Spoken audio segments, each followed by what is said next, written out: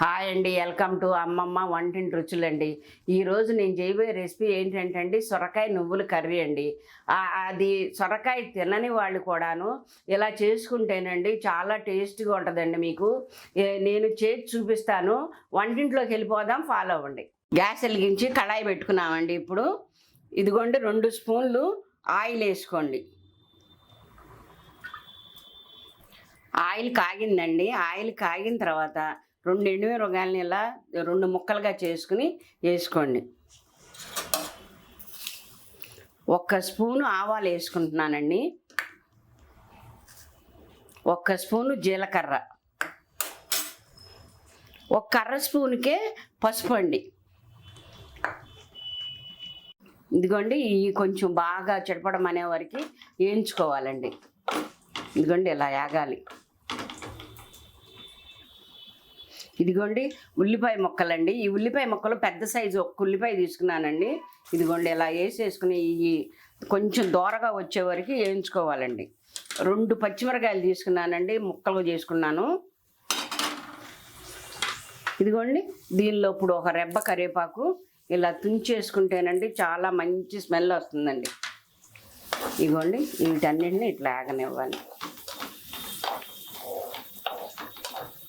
ఇదిగోండి సొరకాయ ముక్కల్ని ఇలా చిన్న చిన్న ముక్కలుగా కోసుకున్నానండి.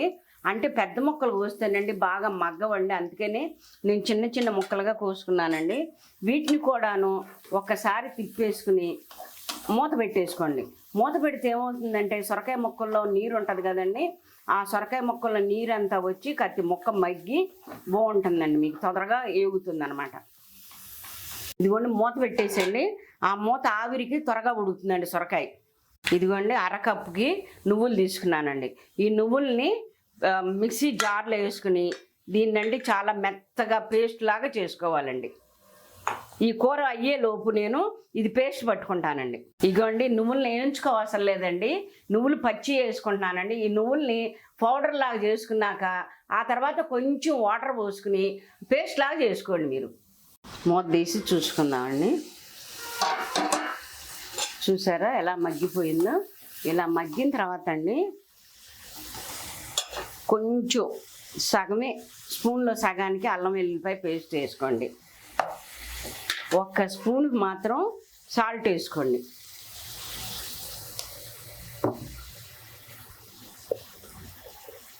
ఇదిగోండి 1 స్పూన్కే కారం వేస్తున్నానండి. అంటే దానిలో 2 పచ్చిమిరకాయలు వేసాను కదండి, అందుకనే కొంచెం ఘాటుగా ఉంటుందని తగ్గించేసానండి కారం. ఇదిగోండి ఇలా తిప్పేసుకోండి.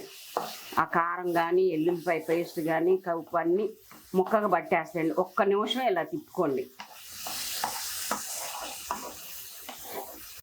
ఇలా వేగిన తర్వాత ఒక అర గ్లాసుకే వాటర్ పోసుకోండి. అయిగోండి ఇలా తిప్పేసుకుని మూత పెట్టేసుకోండి. సొరకాయ ముక్క బాగా ఉడుకుతుందండి మీకు. ఇదిగోండి మూత పెట్టేస్తున్నాను.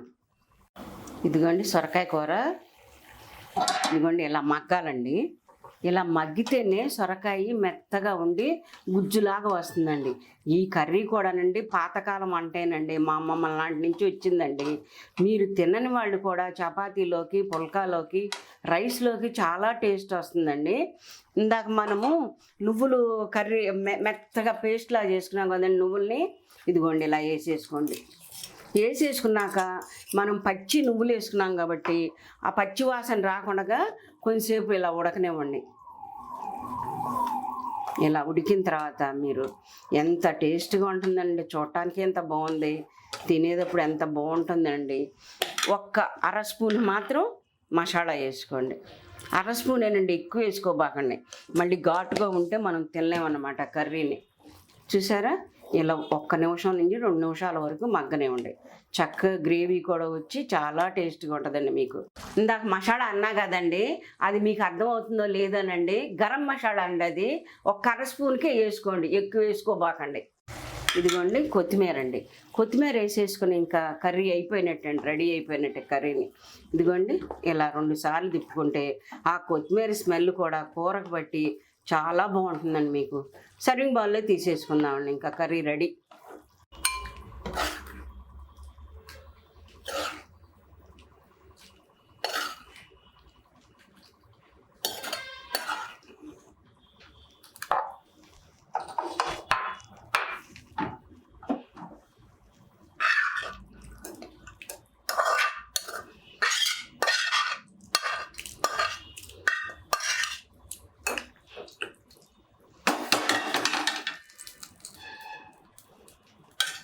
కర్రీ రెడీ అయిపోయిందండి. సొరకాయ నువ్వుల కర్రీ అండి.